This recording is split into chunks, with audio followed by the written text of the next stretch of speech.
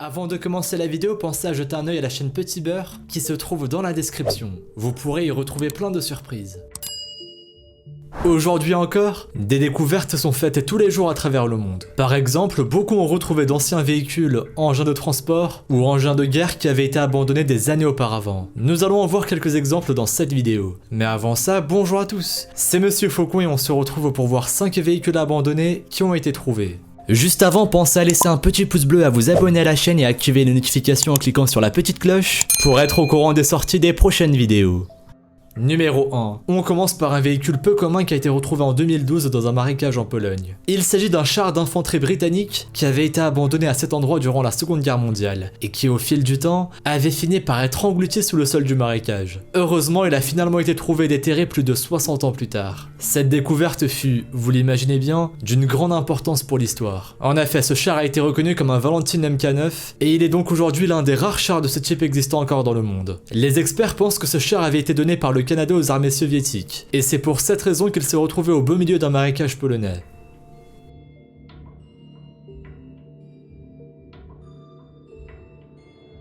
Numéro 2. Nous allons parler maintenant d'un bateau qui a été abandonné au large des côtes de l'Afrique du Sud, non loin de Cape Town pour être plus précis. Ce bateau d'origine française porte le nom de BOS 400 et il s'est échoué en juin 1994 à cause d'une forte tempête. Aujourd'hui, l'épave de ce bateau existe toujours, mais très peu de gens connaissent son existence pour la simple et bonne raison qu'il est difficile de la voir. En effet, si vous voulez voir l'épave du BOS 400, vous devrez d'abord parcourir un bout de chemin à pied le long de la côte. Et encore, le chemin n'est pas du tout indiqué. C'est donc au visiteur de trouver sa route tout seul. Quoi qu'il en soit, cette épave est un très bon terrain de jeu pour les plongeurs.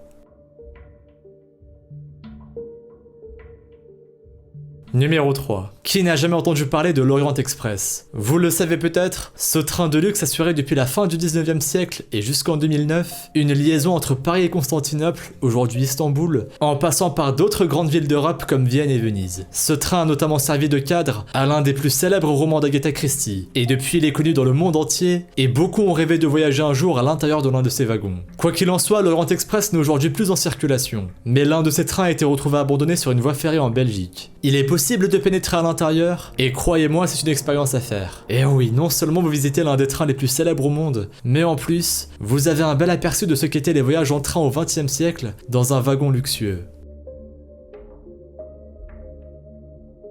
Numéro 4. L'écranoplane est une sorte d'aéronef, c'est-à-dire un croisement entre un avion et un bateau. Il fut mis au point par la marine soviétique en 1987 et il faisait office de porte-missile. Ses dimensions sont assez impressionnantes. Cet engin mesure en effet presque 74 mètres de haut pour 44 mètres de large, et il peut peser jusqu'à 400 tonnes lorsqu'il porte des missiles. Aussi, il possède pas moins de 8 moteurs, et en théorie il est capable d'atteindre une vitesse maximale de 550 km/h. Vous n'en avez jamais entendu parler? Ce n'est pas étonnant car un seul prototype seulement a été construit et il n'a été en service que durant 3 années. Depuis, il a été abandonné à l'intérieur du port de Kaspisk, près de la frontière entre la Russie et l'Azerbaïdjan.